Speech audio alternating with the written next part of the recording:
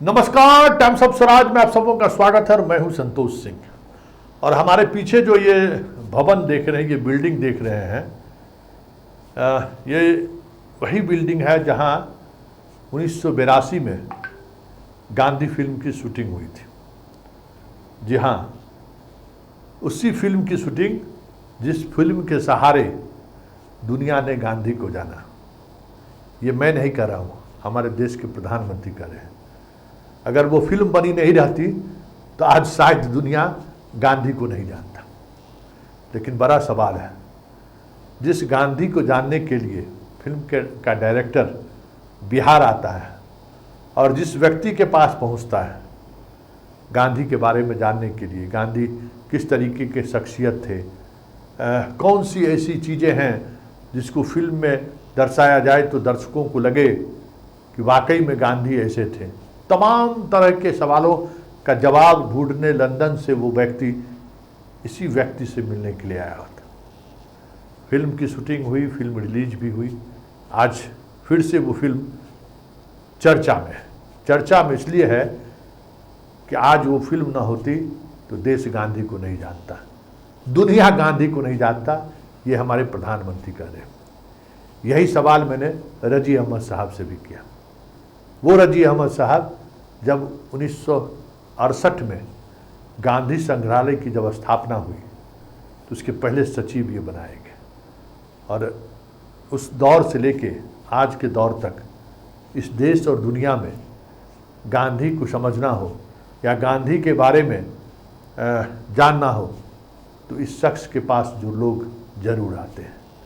आज जब मैं इनसे पूछा कि देश के प्रधानमंत्री कुछ ऐसा कह रहे हैं तो इन्होंने कहा कि मुझे शर्म आ रही है कि ऐसा व्यक्ति इस देश का प्रधानमंत्री है। और बहुत व्यथित थे और कह रहे थे कि एक गुजरात का रहने वाला व्यक्ति अगर इस तरीके की बात करता है, जो वहाँ का मुख्यमंत्री भी रह चुका है, तो गुजरात के लोगों पर हमें आश्चर्य हो रहा है कि उसने गांधी को किस नज़रिए से देखा है या वो गांधी को किस नज़रिए से देख रहा है। बहुत बड़ी बात इन्होंने कह दी कि एक गुजराती जो दशकों तक मुख्यमंत्री रहा है और एक दशक देश का प्रधानमंत्री रहा है, वो गांधी को अगर इस नज़रिए से जानता है तो फिर इस देश के लिए इससे बड़ी शर्म की बात क्या हो सकती है। आज पूरी दुनिया हंस रहा है। बहुत सारे लोग इनको मैसेज किए हैं कि क्या हो गया है आपके देश में, जब भारत के लोग गांधी को अगर इस तरीके से परिभाषित करने लगे तो फिर दुनिया के लोग क्या समझेंगे। अगर पूरी क्रेडिट वो दे दिए उस एक फिल्म के डायरेक्टर को, जबकि उन्हें ये समझना चाहिए कि वो व्यक्ति अगर ऐसा नहीं था, उस व्यक्ति को दुनिया जानता था, इसलिए वो पूरी टीम के साथ गांधी फिल्म बनाने इंडिया आए थे। गांधी को कौन नहीं जानता है। अगर कोई नहीं जानता तो ऐसी बात तो नहीं है कि किसी की वो खोज थे, जैसे कोई जानता न हो उनकी कृति के बारे में।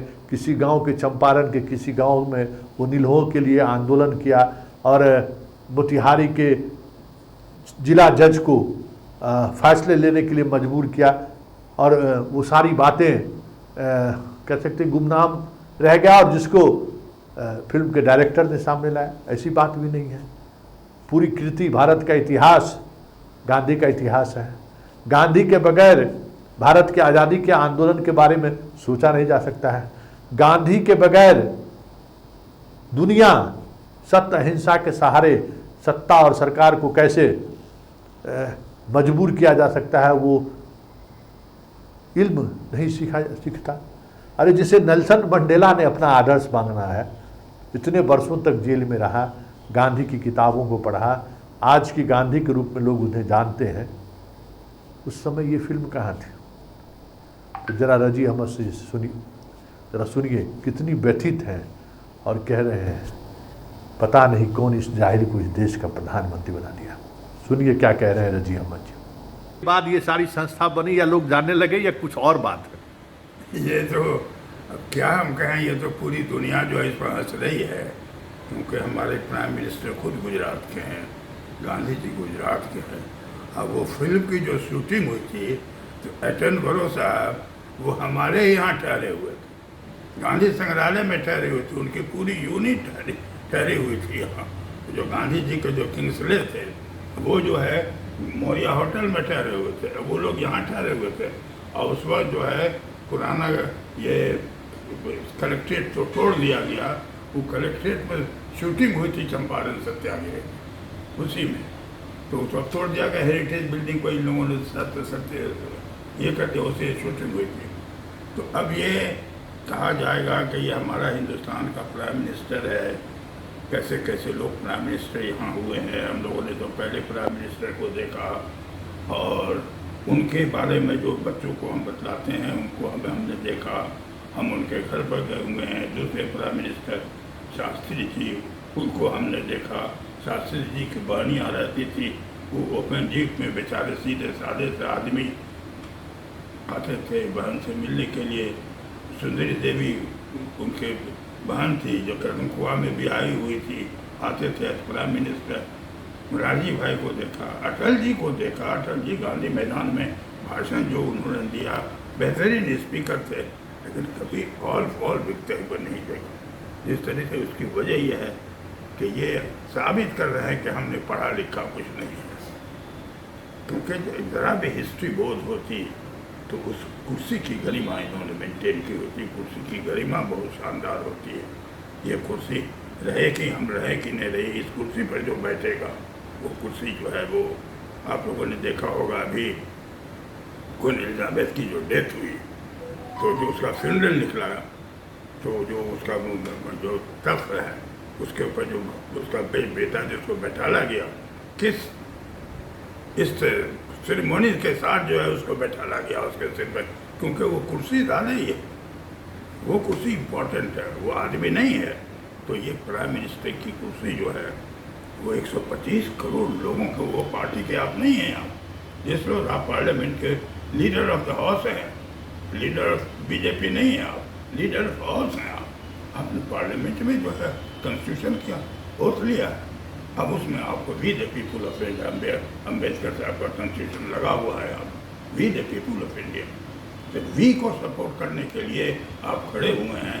आपको ज़रा भी इतिहास बोध नहीं है, हॉल फॉल बोल रहे हैं जैसे हिंदुस्तान के। अभी तो छोड़ दीजिए, आने वाली पीढ़ी के ऊपर लोग उंगली उठाएंगे। जो बच्चे हमारे बाहर पढ़ रहे होंगे, हमारे टैलेंटेड बच्चे सब बाहर में पढ़ रहे हैं, अमेरिका में पढ़ रहे हैं, इंग्लैंड, उनसे क्या सवाल करेंगे कि आपका प्राइम मिनिस्टर कैसी कैसी बात बोल रहा है। अच्छा, यहाँ पे फिल्म की शूटिंग हुई थी और सारे लोग आए थे, तो ये जगह क्यों उन्होंने चुना, बिहार का ये जगह क्यों चुना? क्योंकि ये बिहार से जुड़ी हुई जगह थी। बिहार तो गांधी की कर्म भूमि रही है। चूँकि मौर्या होटल में वो लोग ठहरे हुए थे, आइए हमारे पास, ये पीछे की बिल्डिंग नहीं बनी हुई थी, तो उनका वो जो जनरेटर, बड़ा बड़ा जनरेटर था, वो जनरेटर सब यहाँ पर रहा हुआ था। अब वो यहाँ पर घूमते रहते थे। एटनबरो, जो लॉर्ड एटनबरो नहायत शरीफ आदमी, बहुत घूमते रहते थे। और उन्होंने हमसे ये कहा कि सर ही हमको कहते थे सीढ़ी के नीचे किधर से हमको बिहार का गांव दिखलाइए। तो हम उनको गाड़ी उड़ी तो थी, गाड़ी लेकर हम चले गए ये दानापुर का था। दानापुर वाला पुराना रेलवे स्टेशन जो है दानापुर, तो वो कहा के देखिए ये पुराना एक स्ट्रक्चर बचा हुआ है दानापुर का, जो गुमती, वो देखा। उसके और आगे बढ़े हम उधर की तरफ, धनेरुआ की तरफ, तो वो हरियाणों की बस्ती थी, उसमें उतर गए तो दलित बस्तों। तो एक चीज़ गौर कीजिएगा, देखिएगा, जो दलित बच्चा सब है उसका दांत बड़ा साफ रहता है, दांत बड़ा साफ। तो विदेशी था यहाँ, तो विदेशी था, उसका दांत चम करता था। वो हैरान से देखता था कि भाई ये लोग तो मैल नरिश लोग हैं, आपके दांत इतने। अब यूरोपीय वाले किसी की दांत अच्छी नहीं होती, ज़्यादातर सबका दांत भरा हुआ होता है या सबका काला होता है। शराब पीता है, गोश्त खाता है, शराब पीता है, सबकी दांत खराब रहती है वहाँ। इसलिए वहाँ डेंटिस्ट की बड़ी डिमांड है अमेरिका वगैरह में, और डिमांड। तो वो हैरान रहते थे विदेशी को देख करके, देखिए मैल नरिश है, लोग कम गरीब लोग हैं, लेकिन उनके दांत कितने अच्छे हैं।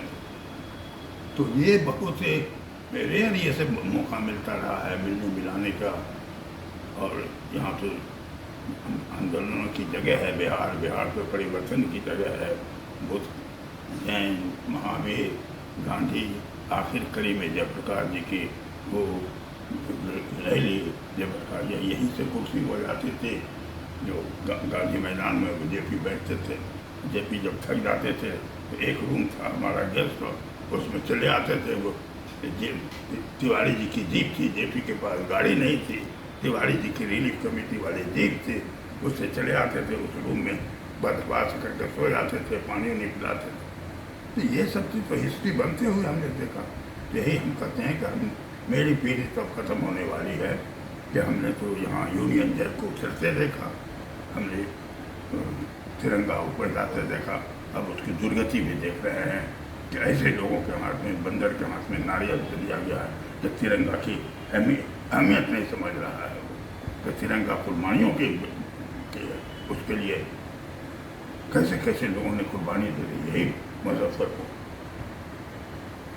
यही कांड, यही सेलिब्रेट डे, सारे लोगों की कुर्बानियों पर हम लोग जो है खुदीराम बोस ये सब की जो है 16 बरस 18 बरस का लड़का था फांसी पर जुड़ गया। आज़ाद दिन यही हिंदुस्तान जो है भटकर की जगह यहाँ ये जो है कर्नल महबूब की जगह, ये सब क्या क्या हो गया है। ये देखते देखते जो है इतनी बड़ी तब्दीली होती चली जा रही है। और हमारी नई नस्ल जो है गुमराह है, उसको कुछ समझ में नहीं आ रहा है। उसका तो फ्यूचर ही खत्म हो गया, खत्म हो रहा है। उसको तो नौकरियाँ नहीं मिलने वाली है। ऐसा उसको IT के उलझन में उलझा दिया। तो असल जो मुद्दे हैं वो उसके नज़र से गायब होते चले जा रहे हैं। उसको अपना इतिहास ही नहीं पढ़ा जाए। कोई नहीं, हम सब आपकी बेटी पढ़ती है वीमेंस कॉलेज, वो पढ़ती है वहाँ। अब जो है इन लोग को म्यूज़ियम पढ़ाया जाता है, तभी ना ऐसे पढ़ाया जाता है। पढ़िए, म्यूज़ियम नहीं पढ़िएगा तो अपना इतिहास कैसे मालूम होगा। नालंदा का इतिहास आपको नहीं मालूम होगा, विक्रमशिला का नहीं मालूम होगा, तक्षशिला का नहीं मालूम होगा, मोहनजोदारो नहीं मालूम होगा, यहाँ बगल में है आपके बौद्ध विहार नहीं मालूम होगा, तो किस बुनियाद पर आप आगे बढ़िएगा। अरे हमारा ज़रूरत है, हमारा कॉमन विरासत है ये। मतलब PM के इस बयान से आप काफ़ी आहत होंगे? हाँ बहुत, हमको लगा नहीं कि ये अपनी जहालत का सर्टिफिकेट दे रहे हैं। वो अपनी जहालत का सर्टिफिकेट दे रहे हैं। ये अच्छी बात नहीं है हिंदुस्तान के प्राइम मिनिस्टर के लिए। 125 करोड़ आबादी का प्राइम मिनिस्टर इस तरीके की बात करे, और दुनिया के में इस पर कोई अच्छा रिएक्शन नहीं होगा, कोई अच्छा रिएक्शन नहीं होगा।